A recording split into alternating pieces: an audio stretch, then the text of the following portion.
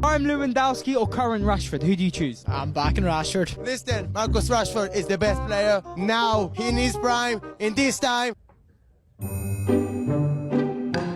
When we talk about the clubs with biggest fan bases across the world, Manchester United are 100% among the top 3. All thanks to their history, players and achievements, they have die-hard fans in countries like India, Indonesia, Vietnam and even Thailand. Over 35 million people here in India and close to a million in Indonesia support Manchester United. These are huge numbers considering the fact that football is not even the primary sport in these countries. However, despite having such great support, Manchester United has been struggling to perform for more than a decade now. In last 10 years, Manchester United have won just 5 trophies and have given some of their worst performances. And being an United fan, I know how it feels like to support this football club. However, I believe we as fans are the reason behind our own sufferings. Watching the Manchester United football team. Let me explain. First of all, Manchester United fans are still living in this illusion that Manchester United is the best club in the world. Are United back? Yes. We're the best team in the country. Because of this best club belief, every time Manchester United gives a below average performance, which is more than often, fans start complaining about the fact that they cannot perform like this as it is the best club. Now don't get me wrong here, as I'm going to be brutal, but Manchester United are nowhere near the best clubs in the world. We are not even the best club in England. In last 10 years, Manchester United have finished inside the top 3 of the Premier League 3 times and have played quarterfinals of the Champions League twice.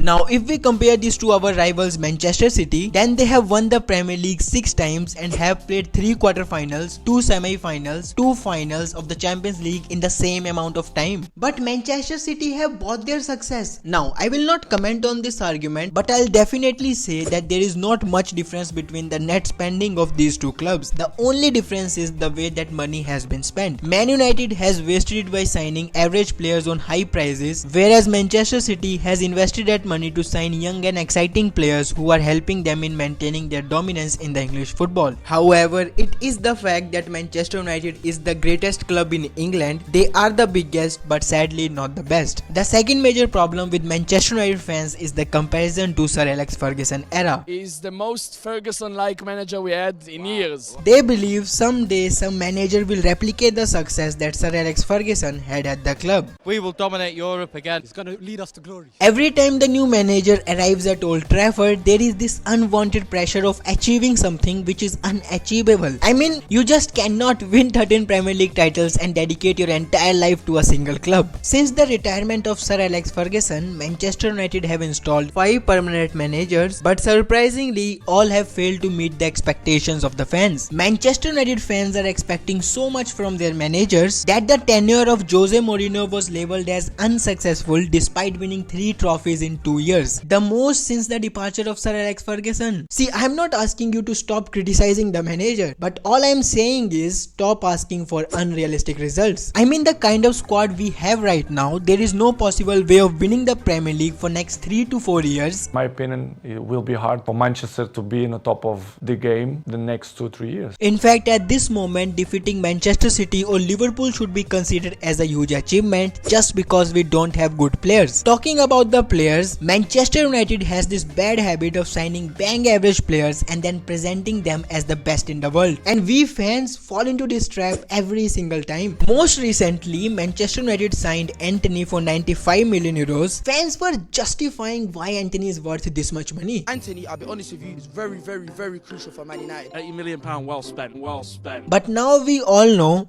we have been scammed. See, it's not only about Antony, but about almost every single player that plays for this club. Man United fans are weird when it comes to supporting their players. Ronaldo or Messi? None. I would go for Rashford. Last season, certain Manchester United fans were abusing Cristiano Ronaldo, quoting him as a problem despite the fact he literally carried them one season prior. And the same Manchester United fans are happy with certain players who are on unreal salaries and are getting contract extensions for doing nothing. Marcus Rashford has played 25 games so far and has scored 3 goals. Antony has played 22 games and hasn't scored even once. Anthony Martial has 12 goals in last 4 years. And Jadon Sancho had barely played for the club since his arrival. But the problem here is that you will find many Manchester United supporters who will be defending them no matter what. Fans are ready to criticize Erik Ten Hag, although he deserves that criticism, but not these players. See, Manchester United fan base only blames certain players, and that is a fact. This season it is Onana, last season it was Maguire, the season before that it was Ronaldo, then Pogba, and so on. Despite criticizing the whole squad, they abuse 2 to 3 individuals or best the manager. This results as an escape route for rest of the players. In terms of toxicity on social media, Manchester United has been ranked number 1 in the Premier League. So until Manchester United fan base start treating every single player equally, I don't see any change happening. The fan favorites will keep on getting contract extensions and we will keep on struggling. Now the last and the most painful problem is the difference between expectations and the reality. At the start of every season, it is expected that Manchester United will finally compete for the Premier League or the Champions League. But in the end, it turns out to be a massive disappointment. Obviously. For example, after winning the League Cup last season, fans across the world were excited about this campaign. Ten Hag in 6 months has created miracles. What's he going to do in 12 months' time? The expectations were at all-time high. We will dominate Europe again. However, Manchester United disappointed their fans and started their campaign in the worst possible way. They have broken so many unwanted records and are one of the worst teams in terms of both attack and the defense. They are garbage. So I think it's time to accept the fact that Manchester United is nowhere near the best club in the Premier League, and we have to lower our expectations in order to live a healthy life. But seriously, and most importantly, we have to stop targeting particular players and start criticizing the one who are actually not performing. So that was the video, guys. I know it sounded like a rant, but I am frustrated with the current situation. However, these were my opinions and I would like to know yours in the comments. Also make sure to like the video and subscribe the channel as we are chasing 4,000 subscribers. Glory, glory, Man United. Glory, glory, Man United.